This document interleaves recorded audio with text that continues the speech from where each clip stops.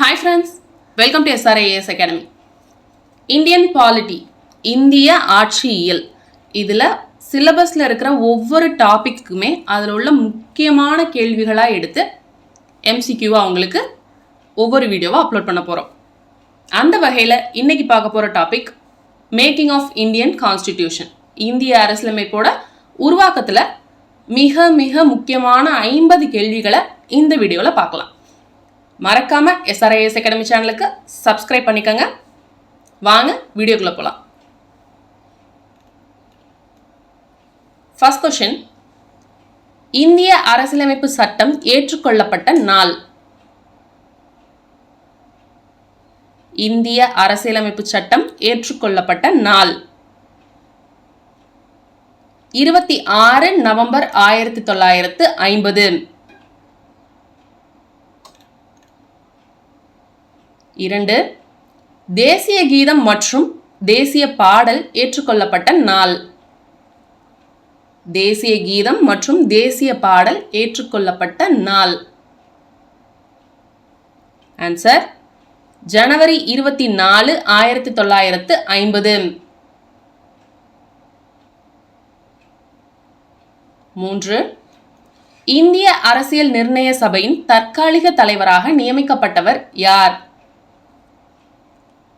இந்திய அரசியல் நிர்ணய சபையின் தற்காலிக தலைவராக நியமிக்கப்பட்டவர் யார்? ஆன்சர் சச்சிதானந்த சின்ஹா.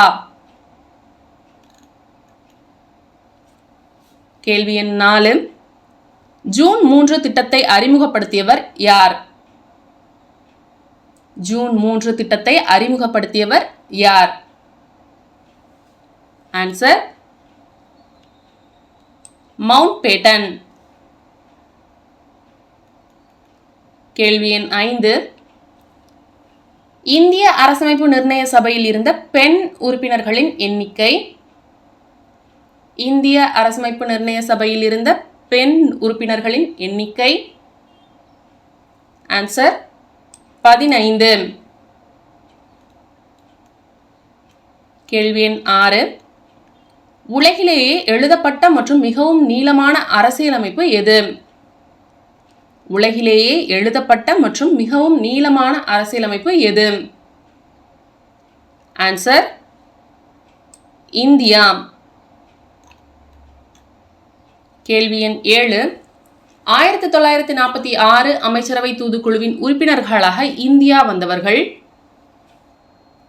1946 அமைச்சரவை தூதுக்குழுவின் உறுப்பினர்களாக இந்தியா வந்தவர்கள். Answer Pethick Lawrence, sir Stafford Cripps, A.V. Alexander. கேள்வி எண் 8, தேசிய கொடியின் வடிவமைப்பை இந்திய அரசியல் நிர்ணய சபையால் டேஷ் அன்று ஏற்றுக்கொள்ளப்பட்டது. தேசிய கொடியின் வடிவமைப்பை இந்திய அரசியல் நிர்ணய சபையால் டேஷ் அன்று ஏற்றுக்கொள்ளப்பட்டது. ஆன்சர் 22 ஜூலை 1947.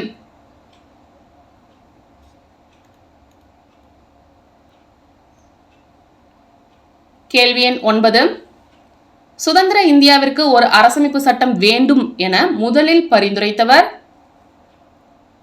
சுதந்திர இந்தியாவிற்கு ஓர் அரசமைப்பு சட்டம் வேண்டும் என்று முதலில் பரிந்துரைத்தவர். Answer M.N. ராய். கேள்வி எண் 10, இந்தியாவின் தேசிய கொடியை பின் வருபவர்களுள் யார் வடிவமைத்தது? இந்தியாவின் தேசிய கொடியை பின் வருபவர்களுள் யார் வடிவமைத்தது? ஆன்சர் பிங்காலி வெங்கையா. கேள்வி எண் 11, இந்திய அரசியலமைப்பின் சிற்பி என கருதப்படுபவர். இந்திய அரசியலமைப்பின் சிற்பி என கருதப்படுபவர். Answer doctor B.R. அம்பேத்கர். கேள்வி எண் 12, 1946 ஆண்டு டிசம்பர் மாதம் 9ஆம் தேதி அரசியலமைப்பு நிர்ணய சபையின் முதல் கூட்டம் நடைபெற்றது. இக்கூட்டத்திற்கு டேஷ் என்பவர் தலைமை தாங்கினார். 1946ஆம் ஆண்டு டிசம்பர் மாதம் 9ஆம் தேதி அரசியலமைப்பு நிர்ணய சபையின் முதல் கூட்டம் நடைபெற்றது. இக்கூட்டத்திற்கு டேஷ் என்பவர் தலைமை தாங்கினார். ஆன்சர் டாக்டர் சச்சிதானந்த சின்ஹா. கேள்வி எண் 13. 1946ஆம் ஆண்டு பிரிட்டிஷ் அமைச்சரவை தூதுக்குழுவிற்கு டேஷ் என்பவர் தலைமையேற்றார். 1946ஆம் ஆண்டு பிரிட்டிஷ் அமைச்சரவை குழுவிற்கு டேஷ் என்பவர் தலைமையேற்றார். Answer Pethick Lawrence.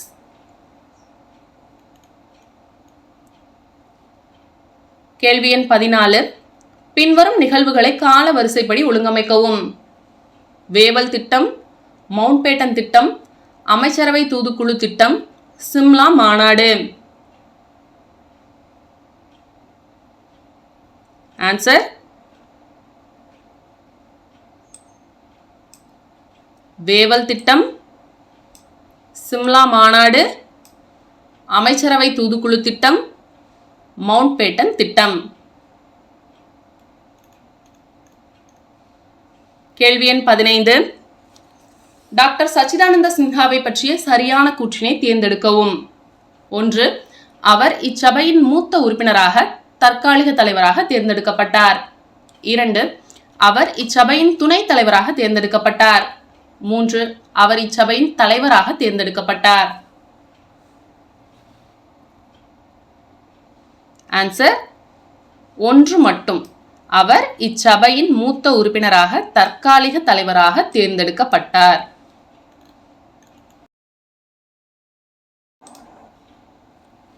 கேள்வி எண் 16. அமைச்சரவை தூதுக்குழு திட்டம் அன்றைய கால சூழலில் கொண்டுவரப்பட்ட உன்னதமான திட்டம் என்று வர்ணித்தவர். அமைச்சரவை தூதுக்குழு திட்டம் அன்றைய கால சூழலில் கொண்டுவரப்பட்ட உன்னதமான திட்டம் என்று வர்ணித்தவர். ஆன்சர் காந்தி. கேள்வி எண் 17. இந்தியா இறையாண்மை கொண்ட நாடாக உருவானது. இந்தியா இறையாண்மை கொண்ட நாடாக உருவானது. Answer 15 August 1947. கேள்வி எண் 18. இந்திய மக்களுக்கு அதிகாரத்தை ஒப்படைக்கப் போகிறோம் என்ற தகவலை பொதுமக்கள் சபையில் அறிவித்தவர் யார்? இந்திய மக்களுக்கு அதிகாரத்தை ஒப்படைக்கப் போகிறோம் என்ற தகவலை பொதுமக்கள் சபையில் அறிவித்தவர் யார்? ஆன்சர் பிரதமர் அட்லி. கேள்வி எண் 19. இந்திய அரசியலமைப்பை உருவாக்க வரைவுக்குழு எடுத்துக்கொண்ட காலம். இந்திய அரசியலமைப்பை உருவாக்க வரைவுக்குழு எடுத்துக்கொண்ட காலம். ஆன்சர் 2 ஆண்டுகள் 11 மாதம் 18 நாள். கேள்வி எண் 20. எந்த சட்டம் மத்திய அரசாங்கத்தில் இரட்டை ஆட்சி முறையை ஏற்படுத்தியது? எந்த சட்டம் மத்திய அரசாங்கத்தில் இரட்டை ஆட்சி முறையை ஏற்படுத்தியது? ஆன்சர் இந்திய அரசாங்க சட்டம் 1935.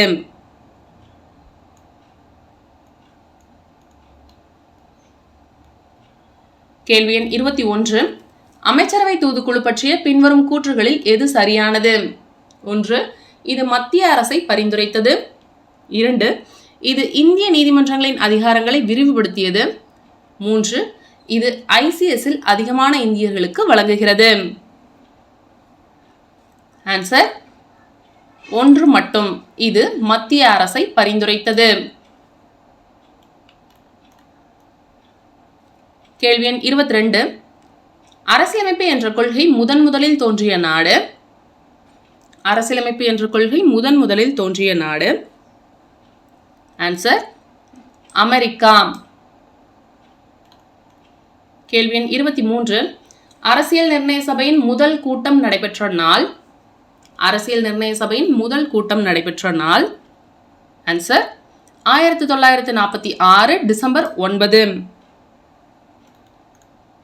கேள்வி எண் 24. அரசியலமைப்பு சட்டத்தை கையொப்பமிட்டு ஏற்றுக்கொண்ட உறுப்பினர்கள் எத்தனை பேர்? அரசியலமைப்பு சட்டத்தை கையொப்பமிட்டு ஏற்றுக்கொண்ட உறுப்பினர்கள் எத்தனை பேர்?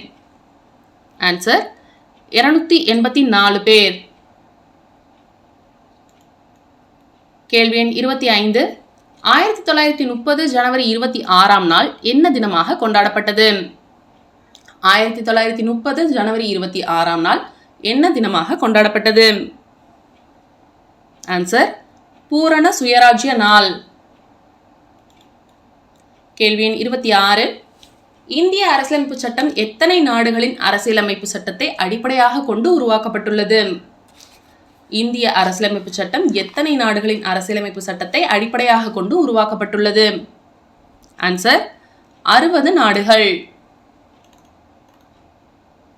கேள்வி எண் 27. இந்திய அரசமைப்பு சட்டத்தை உருவாக்க எவ்வளவு தொகை செலவு செய்யப்பட்டது? இந்திய அரசமைப்பு சட்டத்தை உருவாக்க எவ்வளவு தொகை செலவு செய்யப்பட்டது? ஆன்சர் 64 லட்சம் ரூபாய். கேள்வி எண் 28. எங்கு நடந்த இந்திய தேசிய காங்கிரஸ் மாநாட்டில் தேசிய கீதம் முதலில் பாடப்பட்டது? எங்கு நடந்த இந்திய தேசிய காங்கிரஸ் மாநாட்டில் தேசிய கீதம் முதலில் பாடப்பட்டது? ஆன்சர் கல்கத்தா 1911. கேள்வி எண் 29. எங்கு நடைபெற்ற இந்திய தேசிய காங்கிரஸ் மாநாட்டில் வந்தே மாதரம் பாடல் பாடப்பட்டது?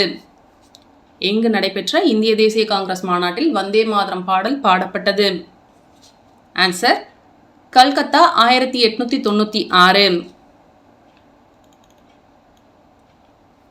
கேள்வி எண் 30. பிரிட்டன் பாராளுமன்றத்தில் இந்திய சுதந்திர சட்டம் எப்பொழுது இயற்றப்பட்டது? பிரிட்டன் பாராளுமன்றத்தில் இந்திய சுதந்திர சட்டம் எப்பொழுது இயற்றப்பட்டது? ஆன்சர் ஜூலை 18, 1947. கேள்வி எண் 31. 1946 ஆங்கிலேயர்களால் நியமிக்கப்பட்ட அமைச்சரவை தூதுக்குழுவின் உறுப்பினர்கள் எத்தனை பேர்? 1946 ஆங்கிலேயர்களால் நியமிக்கப்பட்ட அமைச்சரவை தூதுக்குழுவின் உறுப்பினர்கள் எத்தனை பேர்? ஆன்சர் 3 பேர். கேள்வி 32. தேசிய உறுதிமொழி முதலில் எந்த மொழியில் உருவாக்கப்பட்டது? தேசிய உறுதிமொழி முதலில் எந்த மொழியில் உருவாக்கப்பட்டது? ஆன்சர் தெலுங்கு. கேள்வி எண் 33. அரசியலமைப்பு நிர்ணய சபையின் பிராந்திய அரசியலமைப்பு கமிட்டியின் தலைவராக இருந்தவர் யார்? அரசியலமைப்பு நிர்ணய சபையின் பிராந்திய அரசியலமைப்பு கமிட்டியின் தலைவராக இருந்தவர் யார்? ஆன்சர் சர்தார் வல்லபாய் பட்டேல். கேள்வி எண் 34. கீழ்காண்பவர்களுள் எவர் வரைவு குழுவில் உறுப்பினராக இடம்பெறவில்லை? கீழ்காண்பவர்களுள் எவர் வரைவு குழுவில் உறுப்பினராக இடம்பெறவில்லை? ஆன்சர் பட்டாபி சீதாராமையா. கேள்வி எண் 35. இந்திய அரசியலமைப்பு நிர்ணய சபையின் நிரந்தர தலைவர் எந்த ஆண்டு தேர்ந்தெடுக்கப்பட்டார்? இந்திய அரசியலமைப்பு நிர்ணய சபையின் நிரந்தர தலைவர் எந்த ஆண்டு தேர்ந்தெடுக்கப்பட்டார்? ஆன்சர் 1946. கேள்வி எண் 36. இந்திய அரசமைப்பு சட்டமானது பிற அரசமைப்பு சட்டங்களிலிருந்து சூறையாடி செய்யப்பட்டது என கூறியவர்? இந்திய அரசமைப்பு சட்டமானது பிற அரசமைப்பு சட்டங்களிலிருந்து சூறையாடி செய்யப்பட்டது என கூறியவர்? Answer doctor BR Ambedkar. கேள்வி எண் 37. இந்திய அரசியலமைப்பு தினம் எப்போது கொண்டாடப்படுகிறது? இந்திய அரசியலமைப்பு தினம் எப்போது கொண்டாடப்படுகிறது? Answer 26 November. கேள்வி எண் 38. இந்திய அரசியலமைப்பு நடைமுறைக்கு வந்த ஆண்டு? இந்திய அரசியலமைப்பு நடைமுறைக்கு வந்த ஆண்டு? ஆன்சர் 1950 ஜனவரி 26. கேள்வி எண் 39. இந்திய அரசியலமைப்பு நிர்ணய சபையின் பேரவையின் தலைவராக செயல்பட்டவர்? இந்திய அரசியலமைப்பு நிர்ணய சபையின் பேரவையின் தலைவராக செயல்பட்டவர்? Answer doctor Rajendra Prasad. கேள்வி எண் 40. இந்திய அரசியலமைப்பின் வரைவுக்குழு தலைவராக இருந்தவர்? இந்திய அரசியலமைப்பின் வரைவுக்குழு தலைவராக இருந்தவர்? Answer doctor BR Ambedkar. கேள்வி எண் 41. டிசம்பர் 9, 1946 ஆண்டு இந்திய அரசியலமைப்பை வரையறை செய்ய டேஷ் பணியை துவக்கியது? டிசம்பர் 9, 1946ஆம் ஆண்டு இந்திய அரசியலமைப்பை வரையறை செய்ய டேஷ் பணியை துவக்கியது. ஆன்சர் மறைமுகமாக தேர்வு செய்யப்பட்ட அரசமைப்பு அவை. கேள்வி எண் 42. அரசமைப்பு அவை முழுமையான இறையாண்மை வாய்ந்தது என்று எந்த சட்டம் கூறியது? அரசமைப்பு அவை முழுமையான இறையாண்மை வாய்ந்தது என்று எந்த சட்டம் கூறியது? ஆன்சர் 1947ஆம் ஆண்டின் இந்திய சுதந்திர சட்டம்.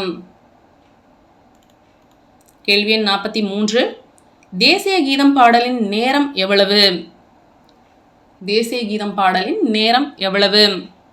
ஆன்சர் 52 வினாடிகள். கேள்வி எண் 44. இந்தியாவின் முதல் சட்ட அமைச்சராக பொறுப்பேற்றவர் யார்? இந்தியாவின் முதல் சட்ட அமைச்சராக பொறுப்பேற்றவர் யார்?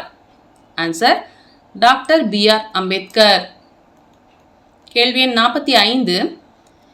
இந்திய அரசு சட்டம் 1935 படி தேசிய அளவில் நீதிமன்றமானது நிறுவப்பட்டது.